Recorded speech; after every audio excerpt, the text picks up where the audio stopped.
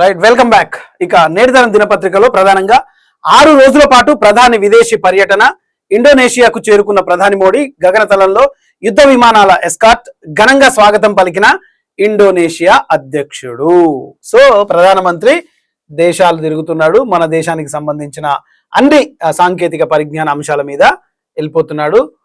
ప్రభావో నభియంతో స్వాగతం పలికిన తీరును తన ఎంతగానో కదిలించిందని మన ప్రధానమంత్రి పేర్కొన్నారు. అన్ని రంగాల్లో ఇరు దేశాల మధ్య భాగస్వామ్యం మరింత పెంచే లక్ష్యంతో ముందుకెళ్తామన్నారు. మంచిది.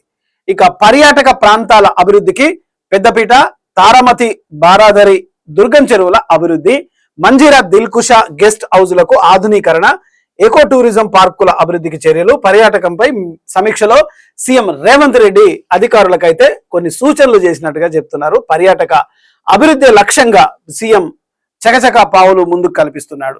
ఇక తారామతి బారాదరి దుర్గం చెరువులను పూర్తి స్థాయిలో పర్యాటక ప్రాంతాలుగా అభివృద్ధి చేయాలని అధికారులను సీఎం రేవంత్ రెడ్డి ఆదేశించారు. ఇక మంజీరా దిల్కుషా గెస్ట్ హౌజ్ల ఆధునీకరించాలని, టూరిజం హబ్ డెవలప్మెంట్ పథకం కింద వికారాబాద్ ప్రాంతాన్ని అభివృద్ధి చేయాలని, అక్కడ వీరభద్రస్వామి ఆలయాన్ని అభివృద్ధి చేయడం పాటు యాదగిరిగుట్ట తరహాలో కమిటీ కూడా ఏర్పాటు చేయాలని ఆయన సూచించారు. క్యూర్ పరిధిలో అటవీ శాఖ భూములను ఎకో టూరిజం అభివృద్ధి చేయాలన్నారు. గుర్రంగూడ ఎకో పార్క్ తరహాలో నగరంలో మరిన్ని పార్కులను తీర్చిదిద్దాలని సూచించారు. సో మొత్తం మీద అయితే పర్యాటక ప్రాంతాన్ని అభివృద్ధి చేయాలనేది ప్రధానంగా ఉద్దేశంగా తీసుకున్నారు సీఎం. రైట్, మరొక వార్త చూసుకుంటే కాళేశ్వరంను కూలేశ్వరం చేసింది ఎవరు? ఇక కాళేశ్వరంను కూలేశ్వరం అంటే బీజేపీ ఇంకొక నిర్వచనం ఇస్తుంది. అంటే ప్రజల్ని మోసం చేస్తూ ఇటు కాంగ్రెస్ ఇటు బీఆర్ఎస్ పార్టీలు రెండు కాళేశ్వరం కాదు అది కూలేశ్వరం అని చెప్పేసి అని బీజేపీ ఎద్దేవా చేస్తోంది. ఇక కాంగ్రెస్ ప్రభుత్వం లక్షల కోట్లు పెట్టి ప్రజల సొమ్ము దుబారా చేశారు. కాళేశ్వరంపై కేటీఆర్ డ్రామాలు కట్టి పెడితే మంచిది. బీఆర్ఎస్ తీరుపై మండిపడ్డ సీతక్క డ్రామాలు చేస్తున్నాడు కేసీఆర్ అని చెప్పేసి అయితే గట్టిగా తిట్టిపోస్తుంది. ఇక కన్నెపల్లి పంప్ హౌస్ను ప్రారంభించాలి బీఆర్ఎస్ మాజీ ఎంపీ వినోద్ నిన్న జగదీష్ రెడ్డి మీడియా సమావేశంలో మాట్లాడుతూ మేం కాళేశ్వరం కట్టాం, మేం కట్టుబడి ఉంటాం, మేము ఇది అంటున్నాం. ఒకవైపు ఏమో అభివృద్ధి చేసే ఒక కమిటీ వచ్చేసి అది పూర్తిగా డ్యామేజ్ అయిందని చెప్తుంటే మేం బాధ్యత వహిస్తామని చెప్తున్నాడు పెద్ద మనిషి. ఇక ఏం బాధ్యత వహిస్తాడో చూద్దాం. బీఆర్ఎస్ ప్రభుత్వ హయాంలో చేపట్టిన చర్యల వల్లే రాష్ట్రంలో భారీగా వరి పండుతోందని పార్టీ నేత మాజీ ఎంపీ వినోద్ అన్నారు. మేడిగడ్డ అనేది కాళేశ్వరం ప్రాజెక్టులో చిన్న అంశమని చెప్పారు. తెలంగాణ భవన్లో నిర్వహించిన మీడియా సమావేశంలో మాజీ మంత్రి జగదీష్ రెడ్డితో కలిసి ఆయన మాట్లాడారు. 2014 ముందు కాంగ్రెస్ ప్రభుత్వమే ఉంది కదా, మరి ఎందుకు భారీగా వరి పండలేదు? కన్నెపల్లి పంప్ హౌస్ ప్రారంభించాలి, ఎల్లంపల్లి, సుందిల్ల, అన్నారం ప్రాజెక్టులో నీరు నింపాలి, పూర్తిగా నింపకపోయినా పాక్షికంగానైనా నింపాలి, ఇసుక మాఫియాను కట్టడి చేయాలి. ఇక మీరు నింపినాం కానీ ఇక మీరు నింపాలి అని చెప్తున్నారు ఇక వినోద్ అన్న, ఈయన జగదీష్ రెడ్డి అన్న. సో ఇసుక మాఫియాను అయితే ఎవరు చేస్తారు? మీరు ఇసుక అమ్ముకొని బతికిరు, ఇప్పుడు వీళ్ళు కూడా ఇసుక అమ్ముకొని బతుకుతున్నారు. మొత్తం మీద అయితే పర్యావరణాన్ని పాడు చేసే ప్రక్రియకు శ్రీకారం చుడుతున్నారు. లైఫ్ సైన్సెస్ ఆవిష్కరణల కేంద్రంగా తెలంగాణ మంత్రి శ్రీధర్ బాబు అయితే ఆరోగ్య రంగంలో వేగంగా చోటు చేసుకుంటున్న మార్పులను అవకాశాలుగా అందిపుచ్చుకునేలా తెలంగాణ ప్రపంచ స్థాయి లైఫ్ సైన్సెస్ ను ఆవిష్కరణల కేంద్రంగా తీర్చిదిద్దుతున్నామని ఐటీ పరిశ్రమల శాఖ మంత్రి దుద్దిల్ల శ్రీధర్ బాబు అన్నారు. సిద్దిపేట జిల్లా మర్కూక్ మండల కరకపల్లి పట్లలో బయోటెక్ పార్క్ ఫేజ్ 3లో 800 కోట్ల పెట్టుబడితో సిరో ఫార్మా ప్రైవేట్ లిమిటెడ్ ఏర్పాటు చేసి దేశంలోనే మొదటి ఇంటిగ్రేట్ అంకాలజీ మ్యానుఫ్యాక్చరింగ్ ఫెసిలిటీని ఆయన లాంఛనంగా ప్రారంభించారు. మంచిది. ఇక అయోధ్య వీరాలాల దోపిడీ వ్యవహారం దేశానికి బీజేపీ క్షమాపణలు చెప్పాలన్న పొన్నం. నిజంగా బీజేపీ దేశానికి దేశ ప్రజలకు పూర్తిగా క్షమాపణ చెప్పాలి, ముక్కు నేలకు రాయాలి. ఎందుకంటే అక్కడ దొంగతనం జరిగి వెండి మాయమైందని బీజేపీ ఒప్పుకున్నా హిందువులే కానుకలేశారు, హిందువులే మెక్కి తింటున్నారంటే ఇంకంతకంటే సిగ్గుచేటు ఇంకొకటి లేదు. రాముడి పేరుతో అక్షింతలపై విరాళాలు అడుక్కున్న బాపతు బీజేపీ ప్రభుత్వం. ఇక అయోధ్య విరాళాల చోరీపై బీజేపీ దేశానికి క్షమాపణలు చెప్పాలని మంత్రి పొన్నం ప్రభాకర్ డిమాండ్ చేశారు. మరి వాళ్ళు చెప్తారా? మా సొమ్ము మేమే తిన్నామని చెప్పేసి చెప్పకనే చెప్తున్నారు. ఇక మరొకటి, కాళేశ్వరంపై పాపం కడుక్కోండి, అసెంబ్లీకి వచ్చి నిజాలు చెప్పండి, 1,00,000 కోట్లు ఎందుకు ఖర్చు పెట్టారో చెప్పాలి, పేదలకు ఇల్లు ఎందుకు నిర్మించలేదో చెప్పండి, కేసీఆర్ కు సవాల్ చేసిన మంత్రి పొంగులేటి. ఇక కాంగ్రెస్ వాళ్ళు ఏం చేస్తారంటే, నిజానికి ఉన్నది ఉన్నట్టు మాట్లాడుకోవాలంటే, దీని మీద తప్పు జరిగింది, అప్పు చేసిరు మీరు, లెక్కలు ఇగో ఇవే అని చెప్పి అధికార ప్రభుత్వం ఉద్యమ అమరవీరుల స్తూపం దగ్గర ఆడ ఉంటారు. మేము బరాబర్ లెక్కలు చెప్తాం, మేము వస్తున్నాం, ఇక మీరు దమ్ముంటే ఇడికి రారని చెప్పేసి బీఆర్ఎస్ వాళ్ళు ఏమో తెలంగాణ భవన్లో పడుకుంటారు. మరి వీడు వాడిని వాడు అడగాలి, వాడు వీడిని వాడు అడగాలి, ఎవరిని అడగాలి, ఎవరు లెక్క చెప్పాలి అంటే జనాలను పిచ్చోళ్ళని చేసే ప్రయత్నం అయితే ఒక రాజకీయ నాటకాల పరిణామాలు అయితే తెలంగాణలో భారీగా చోటు చేసుకున్నాయి. ప్రజలు అర్థం చేసుకోవాలి. ఇక్కడ మీరు 1,00,000 కోట్లు ఎలా ఎందుకు ఖర్చు పెట్టారని శాసనసభలో అడగండి. శాసనసభ వర్షాకాల సమావేశాలు వస్తాయి కదా, దాంట్లో నిలదీయండి, దాంట్లో ప్రజల తరఫున ప్రభుత్వం నిలదీయండి. అక్కడ అవకాశం దొరుకుతుంది కదా. ఇప్పుడు చెప్పమంటే నువ్వు మైక్ తెచ్చుకొని ప్రభుత్వం ఒకటి చెప్తుంది, ఆయన మైక్ తీసుకొని అది ప్రతిపక్షం పాత్రలో ఉన్న బీఆర్ఎస్ పార్టీ ఆయన ఒకటి చెప్తారు. నువ్వు ఒకటన్నా నేను ఒకటన్నా, తూకిత్తా మైక్ ఇత్తా, ఇద్దరి మధ్యన జనాలు పిచ్చోళ్ళలాగా మీడియా టీఆర్పీ రేటు పెంచుకోవడానికి మీడియా ప్రవర్తన చేస్తుంది. కానీ జవాబు ఎవరి దగ్గర దొరుకుతుంది? మీరిద్దరు ఒక దగ్గర కూర్చునేది శాసనసభలో సమావేశాల్లో, అక్కడ మాట్లాడండి. ప్రజాధనం, అది మా పైసలు, మా పాలన, ప్రజలు పన్నుల ద్వారా చేస్తే ఆ శాసనసభ నడుస్తుంది. అది మీకు తెలుసు. దాన్ని సమయం వృధా చేయకుండా ఇలాంటి అప్పులు, ఆస్తుల వివరాలు ఇంకా 2.5 సంవత్సరాలు జరుగుతుంటే ఇంకా బీఆర్ఎస్ను పార్టీ తిట్టడం కాదు, మీరేం చేస్తున్నారో చేయాలని ప్రజలు కోరుకుంటున్నారు. ఇక బీజేపీ కార్యాలయంలో శ్యామ్ ప్రసాద్ ముఖర్జీ జయంతి ఘనంగా నివాళులర్పించిన నేతలు రామచంద్రరావు, దత్తాత్రేయ. కాంగ్రెస్ బీఆర్ఎస్ల తీరుపై మండిపడ్డ రామచంద్రరావు.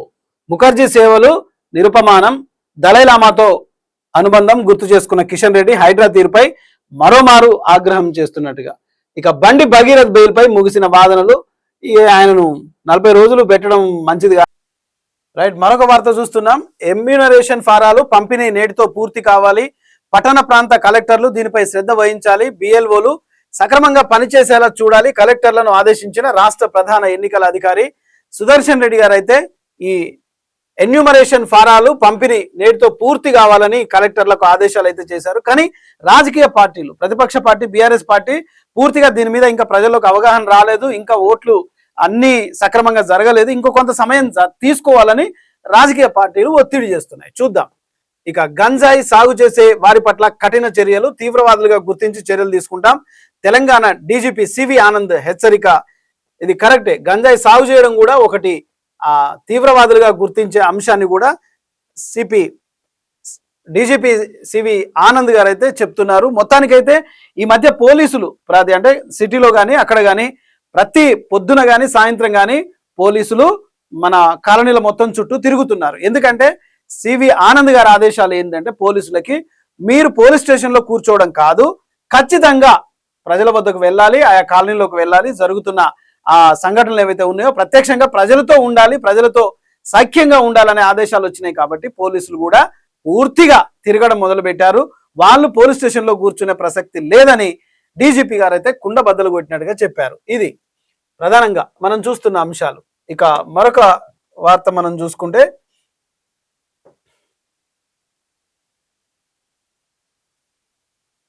ఇక బీజేపీ కార్యాలయంలో శ్యామ్ ప్రసాద్ ముఖర్జీ జయంతి లాంఛనంగా జరిగింది అని చెప్పి మనం చూస్తున్నాం. ఇంకా అయోధ్య విరాళాల దోపిడీ వ్యవహారం పూర్తిగా బీజేపీకి సిగ్గుచేటని, శ్రీరాముని జన్మభూమిలో రామ మందిర విరాళాల నిర్మాణానికి ప్రజలు ఎవరి స్థితికి తగ్గట్టు వారు విరాళాలు ఇస్తే విరాళాల్లో కోట్ల రూపాయల అవినీతి జరిగిందని పొన్నం ప్రభాకర్ అయితే గట్టిగా దుమ్మెత్తి పోశారు. ఇక కాళేశ్వరంపై పాపం కడుక్కోండి అంటూ అధికార పార్టీ బీఆర్ఎస్ కి ఒక సూచన అయితే చేస్తుంది. ప్రణబ్ ముఖర్జీ సేవలు నిరుపమానం అని చూస్తున్నాం. లైఫ్ సైన్సెస్ ఆవిష్కరణ కేంద్రంగా తెలంగాణ దుద్దిల్ల శ్రీధర్ బాబు అయితే చూస్తున్నాం. బండి భగీరథ్ బెయిల్ పై ముగిసిన వాదనలు, ఆయనకైతే బెయిల్ ఇవ్వలేదు. ఇక ఎన్యూమరేషన్ ఫారాలు పంపిణీ నేటితో పూర్తి చేయాలని ఆదేశించినప్పటికీ అధికార పార్టీ చేస్తున్న పనులు ఇంకా సఖ్యంగా సాగట్లేదని బీఆర్ఎస్ ప్రభుత్వం ఇంకా సమయాన్ని కోరింది. ఇక గంజాయి సాగు చేసే వారి పట్ల కఠిన చర్యలు తీసుకుంటా అని డీజీపీ ఆనంద్ అయితే చెప్తున్న విధానాన్ని అయితే మనం చూసుకోవచ్చు. ఇక డ్రంక్ అండ్ డ్రైవింగ్ లైసెన్స్ లేని కేసుల్లో మొత్తం 18 కేసులు, 73,000 జరిమానా, ముగ్గురికి జైలు శిక్ష. డ్రంక్ అండ్ డ్రైవ్ లో 73,000 దాకా జరిమానాలు విధించిందట. 18 కేసులు అయినట్టు కూడా, ముగ్గురికి జైలు శిక్ష అయినట్టు కూడా చూస్తున్నాం. అందుకనే తాగి బండి నడపడం ప్రధాన నేరంగా కనిపిస్తుంది. ఎవ్వరు కూడా తాగి బండి నడపకూడదు, నడిపితే పోలీసుల దృష్టికి తెలిస్తే ఖచ్చితంగా జైలు పాలే. ఇక చింతల్లో ఆధునిక వైద్య సేవలకు కొత్త చిరునామా, Pranadhara children hospital, Naira fertility ప్రారంభం, డాక్టర్ ప్రీతిరెడ్డి కాంగ్రెస్ నాయకుల చేతుల మీదుగా ప్రారంభోత్సవం. చిన్నారుల మహిళలకు నాణ్యమైన వైద్య సేవలే ప్రధాన ధ్యేయం, సేవాభారంతో ప్రజల ముందుకు మెరుగైన వైద్య సేవలు అందించాలని అతిథుల ఆకాంక్ష. చింతల్లో ఒక ఆధునిక వైద్యశాల అయితే ఏర్పడ్డదని దాన్ని ఓపెన్ చేసిన సందర్భాన్ని చూస్తున్నాం. ప్రతి పేద కుటుంబానికి ఇల్లు స్థలం దక్కే వరకు పోరాటం సాగుతుంది అంటూ సిపిఐ ఇందిరా పార్కులో వామపక్షాల రాష్ట్ర స్థాయి ధర్నాకు కుత్బుల్లాపూర్ నుంచి భారీగా తరలి వచ్చిన సిపిఐ శ్రేణులు ఎన్నికల హామీలు అమలు చేయకుండా ప్రజలను మోసం చేస్తున్నాయని ప్రభుత్వాలపై ఆగ్రహం. ఇల్లు ఇంటి స్థలం లేని పేదలకు వెంటనే ఇళ్ల పట్టాలు ఇవ్వాలని డిమాండ్. కుత్బుల్లాపూర్లో వేలాది మంది నిరుపేదలకు గృహ హక్కు కల్పించేందుకు వరకు ఉద్యమం. ప్రజలను సమీకరించి జిల్లా వ్యాప్తంగా ఆందోళన నిర్వహిస్తామని స్పష్టం. ప్రభుత్వ వైఖరికి వ్యతిరేకంగా ప్రజలంతా ఐక్యంగా పోరాడాలని సిపిఐ మాత్రం ఒక పిలుపునిచ్చింది. ఇక హమదీపూర్లో డబుల్ బెడ్రూమ్ ఇండ్ల పట్టాల పంపిణీ జరిగినట్టుగా చూస్తున్నాం. సిద్దిపేట గజ్వేల్ మండలం హమదీపూర్లో గ్రామంలో మాజీ ముఖ్యమంత్రి కేసీఆర్ హయాంలో మాజీ మంత్రి హరీష్ రావు ఆధ్వర్యంలో నిర్మించిన డబుల్ బెడ్రూమ్ కు సంబంధించి ఇంటి పట్టాలు పంపిణీ చేసిన సందర్భాన్ని చూస్తున్నాం. సొంత ఇంటి కల నెరవేరడంతో కొంతమంది కుటుంబాల్లో భరోసా లభించిందని చూస్తున్నాం. ఇక 70,000 లంచం తీసుకుంటూ రెడ్ హ్యాండెడ్ గా పట్టుబడ్డ దిలీప్ నాయక్ అవినీతి నిరోధక శాఖ అధికారులకు చిక్కిన తహసీల్దార్. ఒక యవ్వనస్తుడు తహసీల్దార్ గా ఉండి లంచం తీసుకుంటూ దొరికిపోయింది దౌర్భాగ్యపు అధికారి దిలీప్ నాయక్. ఏసీబీకి పట్టుబట్టారట. రైతు నుంచి లంచం తీసుకుంటారే, నీ దరిద్రం కాకపోతే ఇప్పుడు ఇంట్లో కూర్చొని లెక్కలు పెట్టుకో. బతుకు జేడ.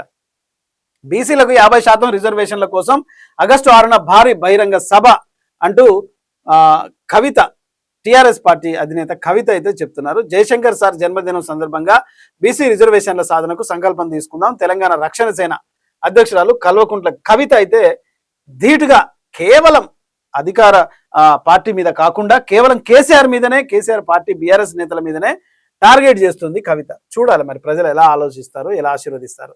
తన చిన్ననాటి మిత్రులతో సందడి. రుద్రతేజ తొలి జన్మదిన వేడుకలో కౌన్సిలర్ పుణ్యబాబు అన్నట్టుగా చూస్తున్నాం. హుజురాబాద్ సింగాపూర్ గ్రామానికి చెందిన బైరి సాగరిక సత్యనారాయణ దంపతుల కుమారుడు రుద్రతేజ తొలి జన్మదిన వేడుకలు కుటుంబ సభ్యులు ఆనందోత్సవాల మధ్య జరుపుకున్నారట. మంచిది.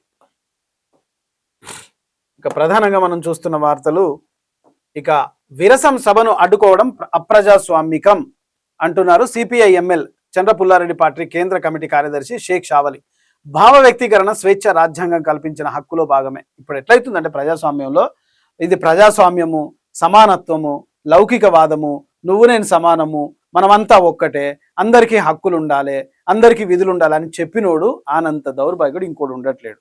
ఎందుకంటే ప్రజాస్వామ్యం యొక్క నిర్వచనాన్ని పూర్తిగా అధికార పార్టీలు అయితేనేమి, ఏదైతే ప్రజాపాలకులు ఏదైతే ఉన్నారో అది అటు ఆంధ్రప్రదేశ్లోనూ ఇటు తెలంగాణలోనూ పరిపాలిస్తున్న వాళ్ళు ప్రజాస్వామ్యాన్ని దాని పేరు చెప్తూనే ప్రజల హక్కులను కాలరాసే పనికి పూనుతున్నారు. ఇది దౌర్భాగ్యం. ఇది తెలంగాణ రాష్ట్ర ముఖ్యమంత్రి రేవంత్ రెడ్డి కాంగ్రెస్ ప్రభుత్వ పోలీసులు హైదరాబాద్ సుందర విజ్ఞాన కేంద్రంలో జరగాల్సిన హాల్ మీటింగ్ ను పర్మిషన్ లేదనే పేరిట జూలై 5న విరసం సభను అడ్డుకోవడాన్ని సిపిఐ ఎమ్మెల్ చంద్రపుల్లారెడ్డి పార్టీ కేంద్ర కమిటీ కార్యదర్శి షేక్ షావలి తీవ్రంగా ఖండించి ఇది ప్రభుత్వ వైఫల్యం అని చెప్పేసి ఈయన మండిపడుతున్నాడు.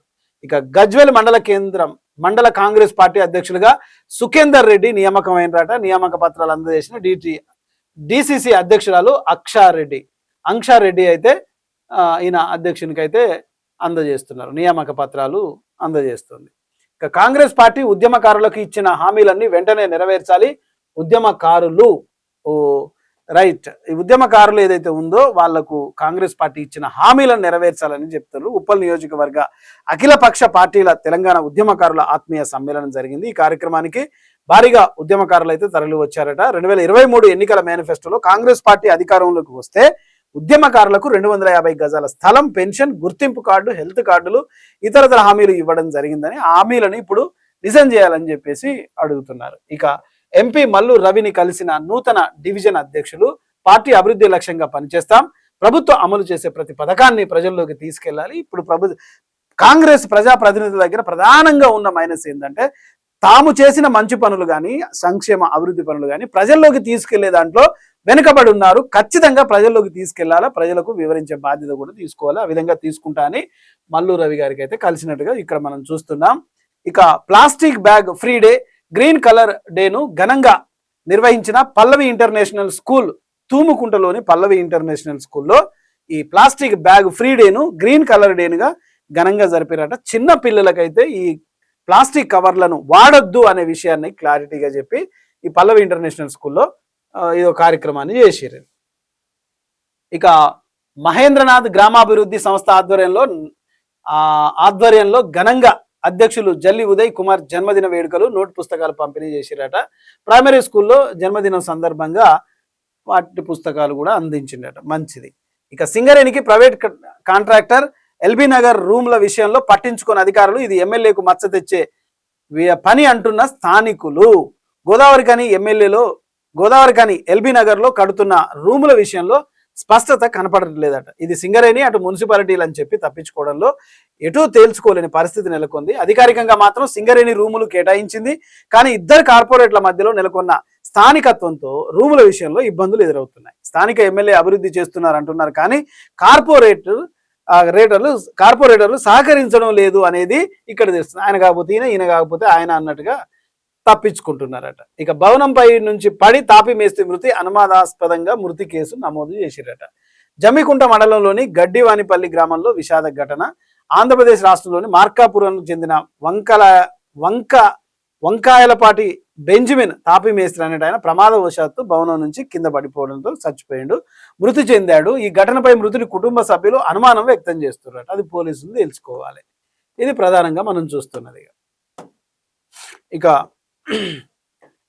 లెనిన్తో ట్విస్టులు ఎవరి ఊహలకు అందవు అంటున్నారు నాగార్జున. సినిమా సంబంధించిన వార్త. టపాసుల పండగకి శ్రీలీల సందడి చేయనుందట. ఇక లోకేష్ కనగరాజ్ నిర్మాణంలో రెజినా ఒక చిత్రం వస్తుంది. సంధ్య థియేటర్ ఘటన వర్చువల్ గా కోర్టుకు హాజరైన అల్లు అర్జున్. సంధ్య థియేటర్ ఘటనలో సినీ నటు అల్లు అర్జున్ నాంపల్లి కోర్టులో వర్చువల్ గా విచారణకు హాజరయ్యారు. షూటింగ్ కారణంగా ముంబైలో ఉండడంతో ఆయన న్యాయస్థానం అనుమతించింది. ఈ క్రమంలో వీడియో కాన్ఫరెన్స్ ద్వారా న్యాయమూర్తి ఎదుట అల్లు అర్జున్ విచారణకు హాజరయ్యారు. అయితే ఈ కేసుకు సంబంధించిన ఇవాళ కొంతమంది నిందితులు కోర్టుకు హాజరు కాకపోవడంతో తదుపరి విచారణ న్యాయస్థానం జూలై 29కి వాయిదా వేస్తుందట. ఇక రవితేజ సంక్రాంతికి లక్ష్యంగా ఆయన వస్తున్నాడు. అందుకే చెయ్య సాంగ్ ఛాన్స్ మిస్ అయ్యా అంటుంది శిల్ప శిరోద్కర్. ఇవి ప్రధానంగా నేటి తరం దినపత్రికలో ప్రధానంగా మనం వార్తలు చూద్దాం. బీజేపీ ప్రభుత్వం నేటి తరం దినపత్రికలో ఇచ్చిన ఆ వాస్తవ ఆధారాల పరంగా తమను తాము అంతర్మదనం చేసుకొని రాజకీయంలో ముందుకెళ్తుందా? 3 సార్లు ఇప్పటికే విజయవంతంగా అధికారం దక్కించుకున్న కేంద్ర పార్టీ మరి ఇప్పుడు 4వసారి అధికారంలోకి రావాలంటే ఇప్పటికే ఎన్నో ఆరోపణలు ప్రజల నుంచి వివాదాలు ఎదుర్కొంటుంది. ఈ వివాదాలని గెలుపులు సాధించుకున్నప్పటికీ గెలుపును కూడా తమ వైపు తిప్పుకోలేకపోతుంది. సంతృప్తిగా ఉండలేకపోతున్న బీజేపీ అంతర్మదనంలో పడిందనేది ఇక్కడ వాస్తవంగా ఈ వీడియోస్ కనిపిస్తున్న వార్తా విశ్లేషణ. ఇది ఇవాల్టి ప్రత్యేక విశ్లేషణ. తిరిగి రేపటి కార్యక్రమంలో మళ్ళీ కలుద్దాం. చూస్తూనే ఉండండి ఏవీ న్యూస్.